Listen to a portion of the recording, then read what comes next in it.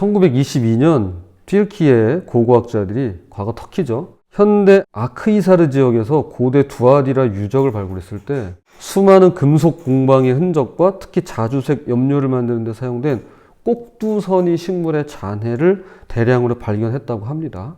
사도행전 16장에 등장하는 자주 옥감 장사 루디아, 이제 여기 두아디라 출신이었습니다.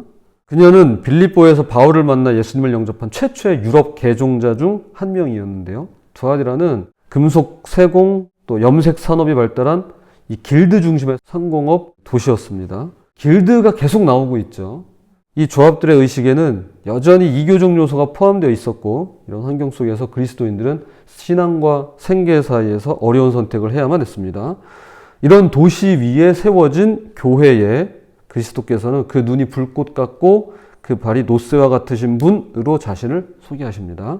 세 부분으로 나누어서 살펴보도록 하겠습니다. 첫째, 내면을 살피시는 그리스도입니다. 두아디라는 금속 세공 산업이 발달했습니다. 특히 노쇠, 그러니까 주석이나 청동 제조업이 발달했는데요. 금속을 재련하기 위해서는 불이 필요했죠. 자, 그리스도께서 바로 그 이미지로 자신을 소개하십니다. 불꽃 같은 눈이란 모든 것을 꿰뚫어 보시는 그리스도의 통찰력과 심판의 권위를 상징합니다. 23절에서 나는 사람의 뜻과 마음을 살피는 자라고 말씀하십니다. 우리의 외적 행위뿐만 아니라 내적 동기와 생각까지 살피십니다. 여러분 보니까 그래요. 저를 보니까 그래요. 저는 저를 속일 수 있습니다. 아마 여러분도 그럴걸요? 내가 나한테 속아요. 그런데 주님은 못 속여요.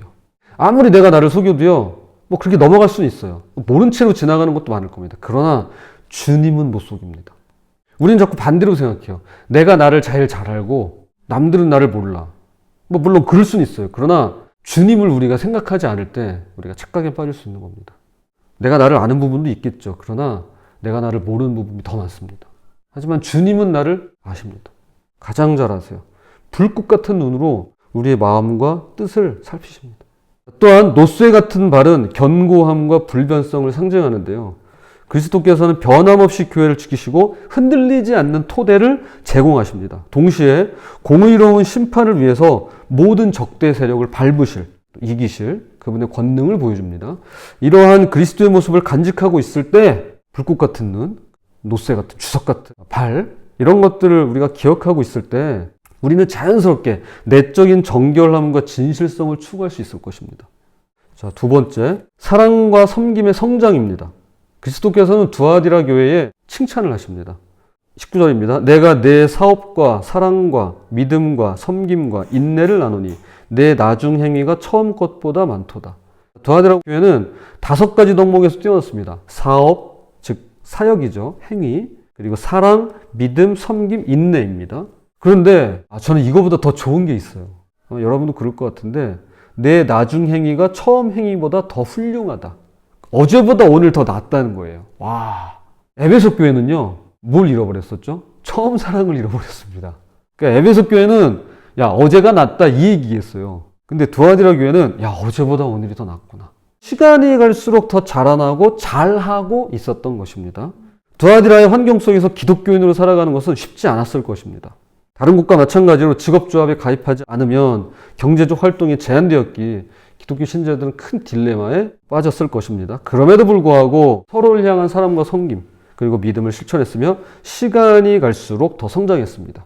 우리가 잊지 말아야 될 것이 있는데요. 어려운 환경 속에서도 지속적인 영적 성장이 가능하고 또 필요하다라는 것입니다.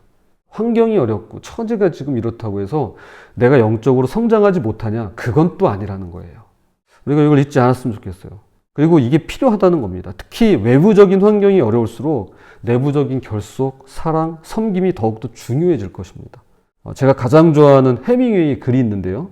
타인보다 우수하다고 해서 고귀한 것이 아닙니다. 과거의 자신보다 우수한 것이 이것이야말로 진정으로 고귀한 것입니다. 이게 진짜 맞는 것 같아요. 어제보다 오늘 그리스도를 더 닮아가는 우리가 되었으면 좋겠습니다. 자, 세 번째로 타협과 거짓 가르침의 위험입니다. 20절입니다. 그러나 내게 책망할 일이 있노라. 자칭 선지자라 하는 여자 이세벨을 내가 용납함이니 그가 내 종들을 가르쳐 꿰어 행음하게 하고 우상의 제물을 먹게 하는도다. 두아디라 교회는 심각한 문제점을 가지고 있었습니다. 이세벨은 구약의 악명 높은 왕비였는데요. 이세벨처럼 우상숭배와 부도덕을 조장하는 여성 거짓 교사를 가리키는 상징적인 이름입니다. 그녀의 가르침의 핵심은 우상의 재물을 먹게 하고 간음하게 하는 것이었습니다. 직업조합 길드는 각자의 수호신을 섬기는 종교의식을 가지고 있었고 그 의식에는 종종 우상에게 바쳐진 음식을 먹으며 이것만이 아니었어요. 성적인 음란함에 참여하는 것이 포함되어 있었습니다. 그냥 음식만 먹는 것으로 끝나지 않고요. 성적인 음란함에 참여해야만 했습니다. 이세벨은 아마도 우상은 실제로 존재하지 않으니 우상의 재물을 먹어도 괜찮다라거나 육체는 일시적이니 육체로 무엇을 하든 영적인 생활에 영향을 미치지 않을 것이다 라는 식의 거짓 가르침을 펼쳤을 것입니다. 왜냐하면 이세벨이 그냥 하나님을 안 믿거나 교회 안에 안 들어와 있으면 상관이 없는데 들어와 있었거든요. 하나님에 대해서도 알고 그러면서도 이렇게 거짓 가르침을 퍼뜨리고 있었다는 것입니다. 자, 이게 그 당시 유행하고 있던 영지주의입니다. 영지, 그러니까 영을 아는 거예요. 그노시스라고 하는데 영지주의적 특성은 크게 네 가지인데요. 첫째, 이원론적 세계관으로 하나님을 남성과 여성의 이렇게 이원적인 존재로 이해했습니다. 동양의 음양사상하고 비슷하죠. 물질과 영적 세계를 분리해서 물질은 악하고 영적인 것만 선하다고 보았습니다. 두 번째, 니골라당과 연관되어서 계속 나오죠. 니골라당. 우상재물 섭취와 행음을 정당화시켰습니다.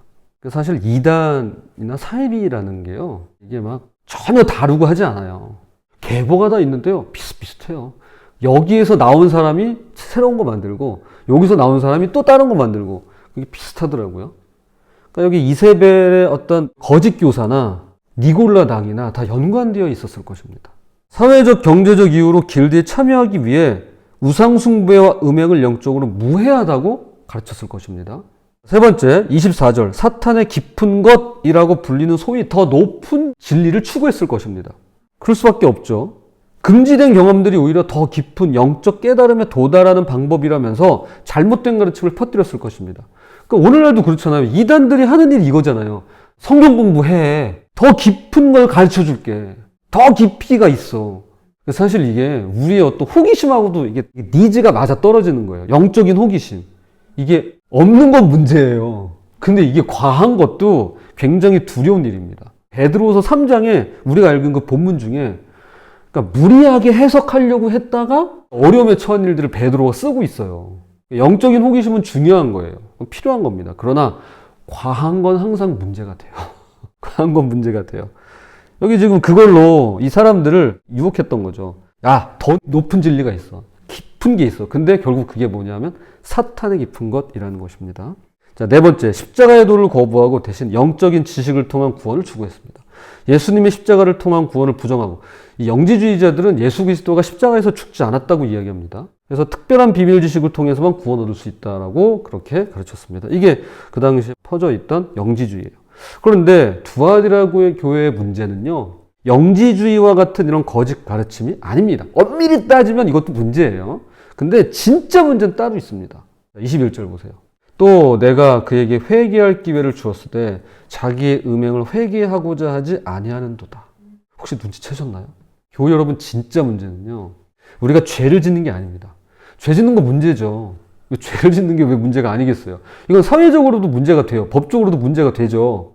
그러나 죄 짓는 게 잘하는 일은 아니지만 우리가 때론 마음에는 원이로도 육신이 약해서 죄를 지을 때가 있습니다. 아니, 많죠. 하지만 진짜 문제는 이 죄를 회개하지 않는 것입니다. 죄를 회개하지 않는 게 진짜 문제예요. 그리고 이 내용은요, 요한계시록 전반에 걸쳐서 계속 등장합니다. 회개하지 않아요. 회개하지 않는 게 정말 문제입니다. 죄를 회개하지 않겠다는 것은 그 죄 그대로 갖고 살겠다는 겁니다. 이것은 주님이 주시는 의로움의 옷으로 갈아입지 않겠다는 것이죠. 하나님의 뜻을 거역하면서 그분의 나라를 유업으로 받을 길은 없습니다. 내가 회개하지 않고 하나님의 뜻을 따라 살 수 있다? 그거는 어불성설이에요. 모순형용입니다. 자, 오늘 22절, 23절. 볼지어다 내가 그를 침상에 던질 터이요. 또 그와 더불어 간음하는 자들도 만일 그의 행위를 회개하지 아니하면 큰 환난 가운데 던지고 또 내가 사망으로 그의 자녀를 죽이리니 모든 교회가 나는 사람의 뜻과 마음을 살피는 자인 줄 알지라 내가 너희 각 사람의 행위대로 갚아주리라. 아멘. 여러분, 이게 무서운 게 뭐냐면요, 죄를 그대로 놔두는 것, 원하는 대로 하도록 내버려 두는 것, 이게 진짜 무서운 겁니다. 여기 보세요. 내가 그를 침상에 던질 터이요. 지금 본인이 원하는 일들을, 죄를 행하고 있어요. 근데 엄밀히 따지면 이거 하나님께서 그냥 놔두는 겁니다. 하나님께서 그냥 그래 그거 해 그러고 네가 원하는 대로 살아 그러고 던져버리시는 거예요. 이게 진짜 무서운 거죠. 아니 제재가 들어가고 그거 하면 안 돼라고 중단이 들어가야 되는데 던져버린대요. 그래 네가 원하는 대로 그냥 침상에 그냥 던져버릴게 그러시는 거예요. 그럼 결국 어떤 일이 발생하느냐? 환란 가운데 던져지고요. 그 다음에 또 내가 사망으로 그의 자녀를 죽이리. 이런 일들이 이어질 수밖에 없는 겁니다. 회개할 기회를 주시는데도 회개하지 않으면 결국엔 그 행위대로 갚아주겠다고 말씀합니다. 이건요, 하나님께서 매정하시고 냉혈한 이심을 의미하는 게 아닙니다. 그만큼 죄가 얼마나 심각한 것인지 우리를 썩게 만들기 전에 도려내시고자 하시는 그분의 촉구가 되는 것입니다. 사랑과 포용은 중요하지만 그것이 죄를 허용하진 않습니다. 죄를 허용하진 않아요. 죄를 지으면서까지 왜 나를 포용해주지 않으세요? 그럴 수는 없는 거예요. 회개에 게으르지 않는 우리 모두가 되었으면 좋겠습니다. 그래서 결국이에요. 천국과 지옥이라고 하는 C.S. 루이스의 책에 보면 사실 지옥은요, 내가 선택해서 가는 거예요. 그러니까 내가 선택하는 삶인 거죠, 결국. 하나님의 나라에 합당한 존재로 살아갈 수 있는 것도 내가 선택하는 거죠. 마찬가지인 거예요. 자, 말씀의 결론을 맺겠습니다. 두아디라는 자주색 염색으로 유명했습니다. 고대 세계에서 자주색은 왕족과 귀족의 색깔이었습니다. 부와 권력의 상징이었습니다. 그러나 이 세상의 화려한 빛은 일시적입니다. 반면에 그리스도께서는 이기는 자에게 28절입니다. 새벽별을 약속하십니다. 우리가 부른 찬양 있잖아요. 주는 저 산 밑에 백합 빛나는 새벽별. 아직은 어둠이 더 크게 보이지만 그럼에도 불구하고 흔들리지 않는 빛, 길을 찾는 이들에게 희망이 되어주는 그 빛, 그 새벽별을 약속하십니다. 오늘날 우리도 두아디라 교회와 비슷한 선택의 기로에 놓여 있습니다. 현대사회의 여러 가치관을 따라 죄에 물들어 갈 것인가, 그리고 그 죄에 빠져서 던져진 채로 그렇게 지낼 것인가, 아니면 그리스도의 진리를 굳게 지키며 어두운 밤하늘에 새벽을 열어줄 별이 될 것인가 라고 말이죠. 자, 26절입니다. 이기는 자와 끝까지 내일을 지키는 자에게 만국을 다스리는 권세를 주리니. 주님은 이기는 자와 끝까지 주님의 일을 지키는 자를 동일선상에 두고 있습니다. 이제 7교회, 지난주에 2교회를 보았고 이제 앞으로 이번 주에 5교회가 나오는데요. 끝날 때마다 다 이 얘기를 하세요. 이기는 자에게는 내가 뭘 주겠다. 내가 어떻게 하겠다. 그런데 이기는 자하고 끝까지 주님의 일을 지키는 자하고 같아요. 즉 이기는 자는요, 끝까지 주님의 일을 지키는 자입니다. 주님의 일을 끝까지 지키는 자가 이기는 자가 될 수 있습니다. 그러니까 너무 염려하지 마세요. 여기 오늘 25절 보세요. 너희에게 있는 것을 굳게 잡으라. 지금 우리에게 있는 것, 그것을 붙드는 것, 그것만으로도요, 끝까지 주님의 일을 지킬 수 있습니다. 우리가 뭐 대단한 걸 한다고 해서 주님께서 기뻐하고 그런 게 아니라 지금 내가 하고 있는 것, 지금 이렇게 온라인으로 같이 아침 기도회를 하고 있는 것, 우리가 같이 예배 드리면서 마음을 함께 나누는 것, 우리가 예배 때 이야기했던 그런 내용들, 그냥 소소하지만 내게 있는 것, 그거 그냥 굳게 잡는 것만으로도 그리스도의 일을 끝까지 지킬 수 있습니다. 그러면서 어제보다 오늘 더 나은 삶으로 주님이 초대하시잖아요. 그 길을 따라가면 되는 거예요. 그러면 언젠간 우리도 빛나요. 지금도 빛나고 있지만 주님이 우리를 통해서 다른 이들을 빛나게 해줄 겁니다. 부디 언제 어느 때라도 주님 앞에서 회개하며 끝까지 그리스도의 일을 지키고 그러는 가운데 자연스럽게 우리에게 이루어질 약속을 기대하며 살아가시는 그런 저와 여러분이 되시기를 주님의 이름으로 부탁을 드립니다. 우리 3가지 기도 제목을 가지고 기도하겠습니다. 불꽃 같은 눈으로 내면을 살피시는 주님 앞에 회개하면서 진실한 신앙생활을 하도록 우리 기도하십시다. 2번째, 두아디라 교회처럼 우리의 사랑과 믿음, 섬김과 인내가 어제보다 오늘 조금 더 자라나고 성장하기를 기도하십시다. 어제보다 더 나은 오늘, 어제의 나보다 오늘 내가 조금 더 주님을 더 의지하고 그렇게 우리 가정, 교회, 사회가 함께 자라나도록 우리 위해서 기도하십시다.